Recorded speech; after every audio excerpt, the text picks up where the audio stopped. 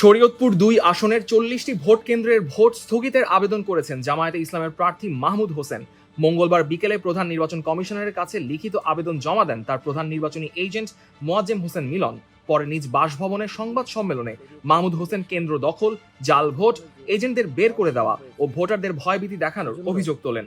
আমরা প্রধান নির্বাচন কমিশনার বরাবরে আমরা এবং রিটার্নিং অফিসার বরাবরে আমরা ভোট স্থগিত করার জন্য আবেদন জানিয়েছি। রিটার্নিং অফিসার ও জেলা প্রশাসক তাহমিনা বেগম বলেন, আবেদনে উল্লিখিত অভিযোগের মতো কোনো ঘটনা ঘটেনি, তাই ভোট স্থগিতের সুযোগ নেই। আবেদন করছে ঠিক আছে রিটার্নিং কর্মকর্তা বরাবর, কিন্তু আমরা ওদের মাধ্যমে খোঁজ খবর নিয়েছি যে এরকম আসলে কোনো সিচুয়েশন নেই, স্থগিত করার মতো কোনো সিচুয়েশন নেই। ওনারা করেছেন, আমাকে হোয়াটসঅ্যাপে পাঠিয়েছেন,